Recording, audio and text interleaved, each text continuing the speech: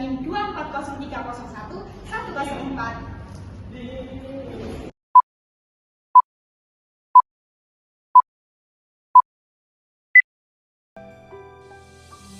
Saya akan menjelaskan korespondensi bisnis. Nah, korespondensi bisnis itu merupakan komunikasi yang tertulis untuk digunakan menyampaikan pesan kepada individu atau organisasi lain dalam konteks bisnis. Nah, selain itu, korespondensi ini juga memiliki peran penting sebagai alat bukti tulis yang autentik dalam aktivitas bisnis. Menjadi 3 bagian, yakni yang pertama, citra diri individu maupun perusahaan yang tercermin dari kualitas penulisan, ketepatan isi, serta penggunaan teknik dan etika korespondensi yang menunjukkan profesionalitas.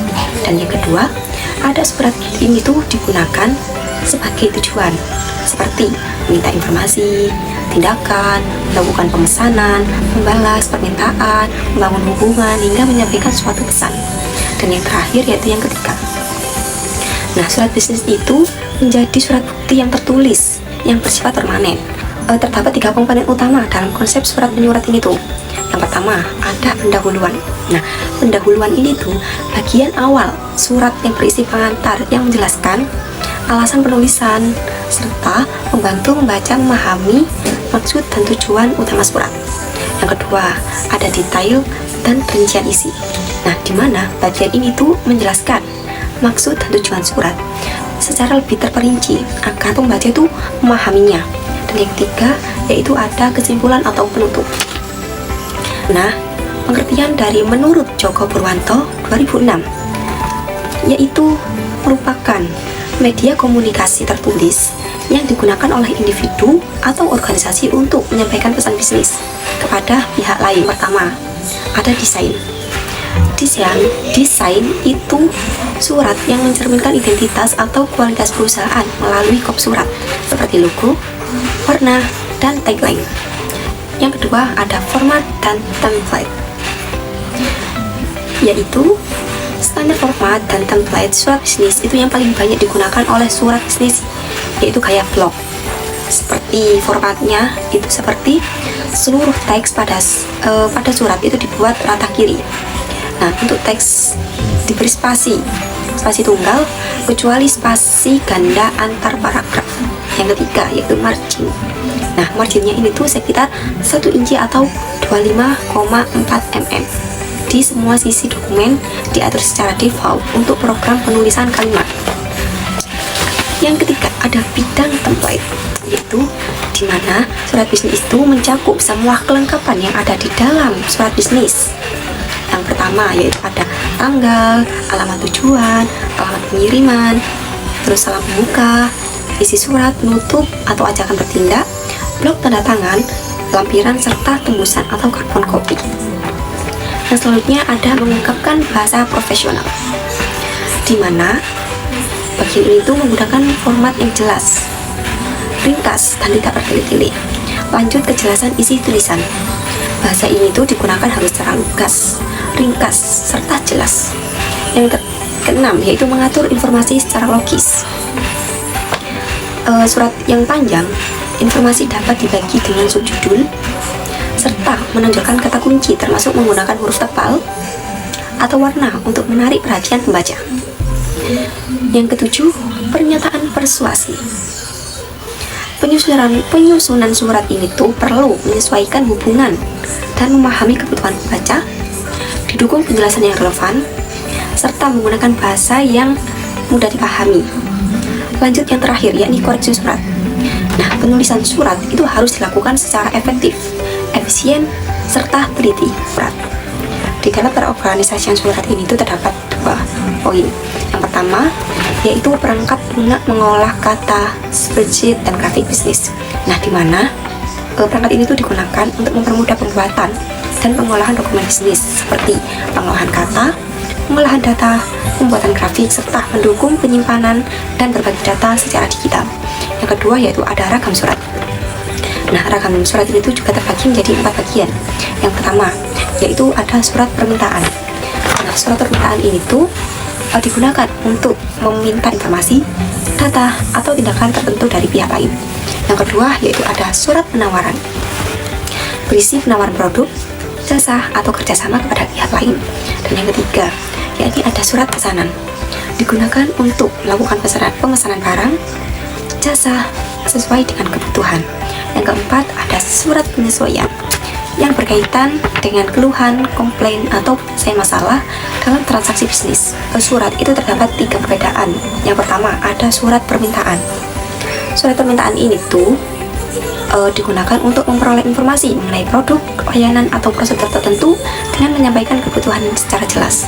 Yang kedua, surat penjualan digunakan untuk menyampaikan penawaran kepada pelanggan, pemasok, serta pihak lain yang terkait dengan kepentingan bisnis.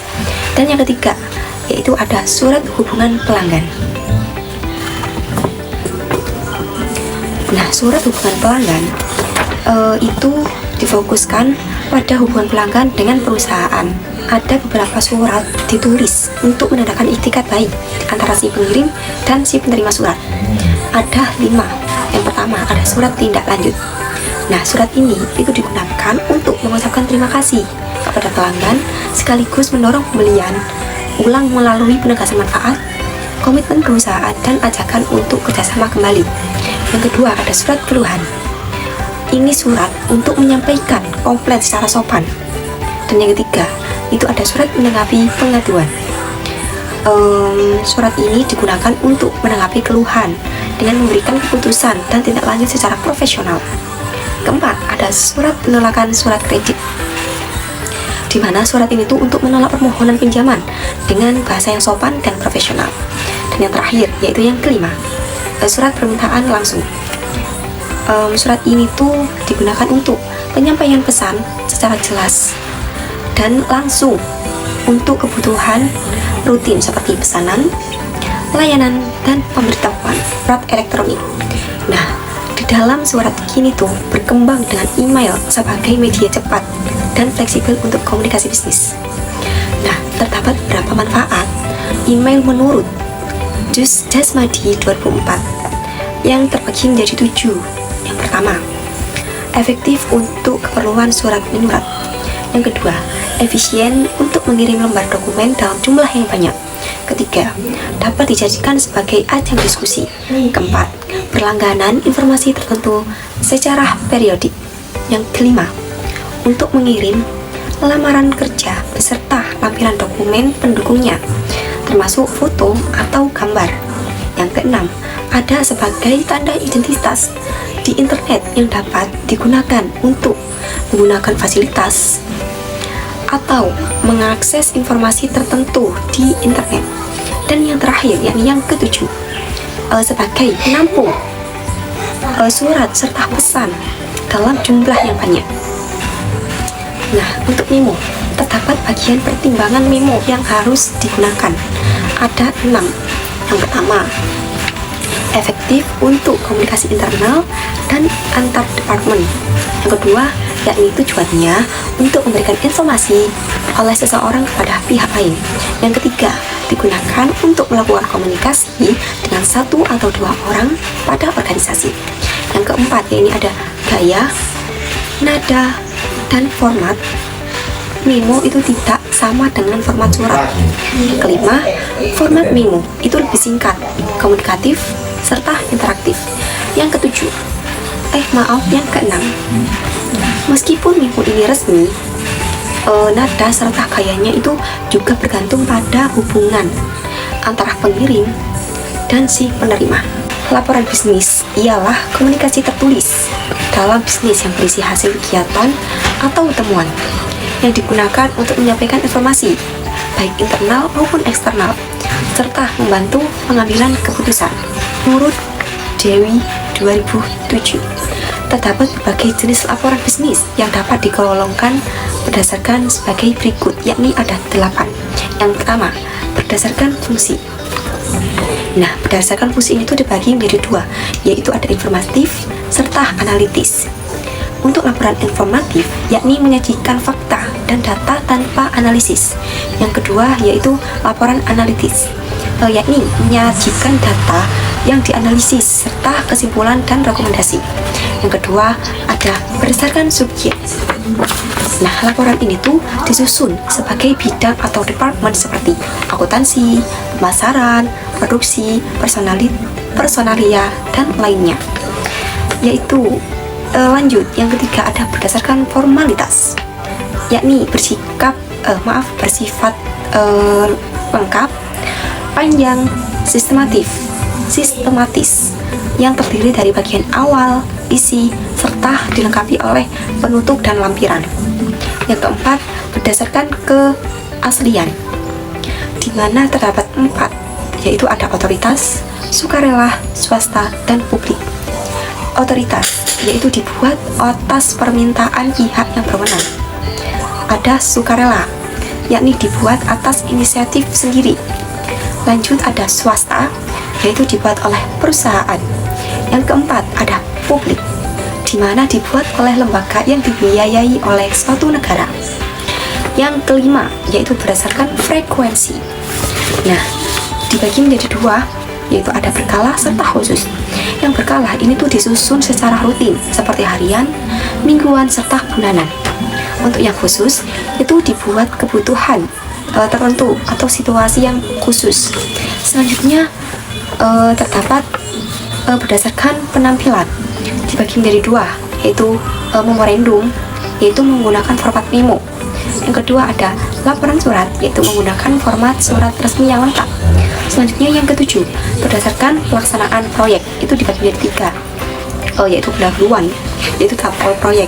Ada perkembangan, yaitu proses suatu berjalannya. Untuk yang ketiga ada laporan akhir, hasil akhir proyek. Dan yang terakhir, yang ke-8, yaitu berdasarkan laporan akhir atau hasil akhir proyek. Untuk yang ke-8, yakni berdasarkan pelaksanaan temuan atau pertemuan, yaitu dibagi menjadi 3. Yang pertama ada agenda. Nah, agenda ini tuh rencana atau topik sebelum pertemuan. Yang kedua ada resolusi, yaitu hasil keputusan rapat. Yang ketiga ada notulen, catatan resmi jalannya pertemuan. Yang pertama, memiliki unsur faktual didukung oleh angka. Yang kedua, isinya meyakinkan, jelas, serta akurat. Yang ketiga, ada berorientasi pada pembaca. Yang keempat, ada koheren. Yang kelima, ada tidak perlu memasukkan pendapat pribadi. Keenam, rekomendasi dan tidak lanjut. Yang terakhir, yakni tidak boleh menyimpang dari tujuan yang sudah ditentukan. Secara umum, laporan itu dibagi menjadi 3 kategori utama. Yang pertama ada informasi. Nah, informasi ini tuh dimana pendekatan yang digunakan untuk memahami serta menjelaskan situasi secara menyeluruh dengan bantuan unsur 5W1H, dimana 5W1H itu what, who, where, when, why, how. Yang kedua ada keputusan. Nah, pendekatan ini itu pemecahan masalah yang dilakukan dengan mengidentifikasi masalah, menganalisis pemilihan, serta menentukan lokasi yang terbaik untuk pengambilan keputusan. Yang terakhir yaitu ada penelitian, di mana penyusunan laporan berisi rencana tindakan, langkah penyesuaian, hingga kesimpulan. Jadi di sini saya akan menjelaskan tentang penulisan proposal. Apa sih penulisan proposal itu? Jadi penulisan proposal merupakan suatu proses penyusunan rencana, kegiatan atau usaha yang dilakukan secara sistematis, struktur, dan logis dalam bentuk tulisan. Proposal disusun untuk memberikan gambaran yang jelas, rinci, dan dapat dipahami mengenai tujuan, latar belakang, serta langkah-langkah pelaksanaan kegiatan kepada pihak yang berkepentingan. Dengan adanya proposal, diharapkan dapat memperoleh persetujuan, dukungan, maupun kerjasama sehingga kegiatan yang direncanakan dapat terlaksana secara efektif dan sesuai dengan tujuan yang telah ditetapkan. Nah, dari penjelasan tersebut dapat kita pahami bahwa proposal itu bukan hanya sekedar tulisan biasa, tetapi merupakan alat penting dalam perencanaan suatu kegiatan atau usaha. Proposal berfungsi sebagai dasar pertimbangan bagi pihak lain untuk menilai apakah kegiatan yang kita rencanakan layak atau tidak untuk didukung.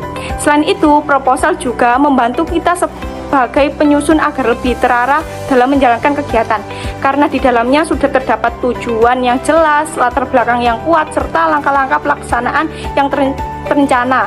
Maka kita tidak akan bekerja secara asal-asalan Dengan kata lain, proposal ini juga menjadi pedoman kerja agar kegiatan yang dilakukan tetap fokus, terorganisir, dan sesuai dengan target yang ingin dicapai. Oleh karena itu, semakin baik penyusunan proposal, maka semakin besar peluang kegiatan tersebut untuk mendapatkan persetujuan dan berjalan dengan sukses. Selanjutnya yaitu ada pengertian dari proposal. Nah, proposal itu merupakan rencana yang dituangkan dalam bentuk rencana kerja atau kegiatan yang ditulis dan dijelaskan secara sistematis dan terperinci. Asal kata proposal yaitu to propose, yang berarti pengajuan atau penawaran ide, gagasan, pemikiran, atau sebuah rencana kerja pada pihak lain untuk mendapatkan dukungan atau terjalinnya kerjasama yang saling menguntungkan. Secara umum, proposal diartikan sebagai suatu tulisan atau pemaparan yang dibuat untuk menjelaskan suatu rencana atau kegiatan kepada pembaca atau pihak yang menjadi sasaran. Proposal yang baik adalah proposal yang mampu memosisikan kedua belah pihak untuk memperoleh apa yang diinginkan sehingga tercipta situasi yang saling menguntungkan. Nah, jadi dari pengertian tersebut dapat kita simpulkan bahwa proposal itu pada dasarnya adalah saran untuk menyampaikan ide atau rencana sebelum kegiatan benar-benar dilaksanakan. Jadi, proposal itu tidak hanya berisi tulisan tapi juga merupakan bentuk komunikasi awal antara penyusun dengan pihak yang akan diajak bekerja sama. Selain itu, kata to propose menunjukkan bahwa proposal itu memiliki tujuan utama untuk mengajukan atau menawarkan sesuatu, sehingga di dalamnya harus disusun dengan jelas dan meyakinkan agar pihak lain dapat memahami dan mempertimbangkannya dengan baik. Dengan demikian, proposal yang baik bukan hanya lengkap secara isi, tapi juga harus mampu memberikan keuntungan bagi kedua belah pihak, baik bagi penyusun maupun pihak yang memberikan persetujuan atau dukungan. Itulah mengapa penyusunan proposal harus dilakukan secara serius, struktur, dan profesional. Selanjutnya yaitu ada manfaat dari proposal. Jadi, manfaat dari proposal di sini ada 7. Yang pertama yaitu merupakan usulan atau konsep rencana penawaran atau kegiatan yang akan diajukan atau dilaksanakan oleh penyusun proposal. Nah, artinya proposal itu berfungsi sebagai wadah untuk menyampaikan ide atau rencana kegiatan yang masih berupa gagasan agar bisa dituangkan dalam bentuk tulisan yang lebih jelas dan struktur sebelum dilaksanakan. Yang kedua yaitu memberikan informasi mengenai pihak-pihak yang punya kepentingan dalam proposal yang akan diajukan.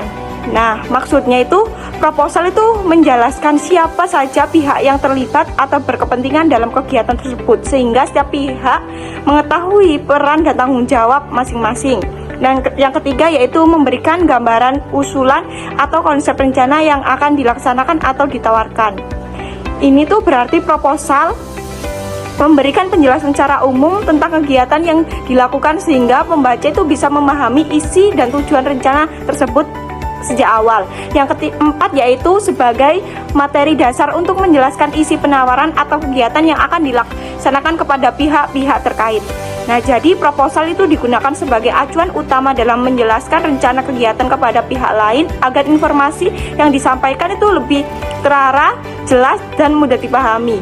Dan yang kelima yaitu membantu untuk mendapatkan dukungan dan persetujuan dari berbagai pihak.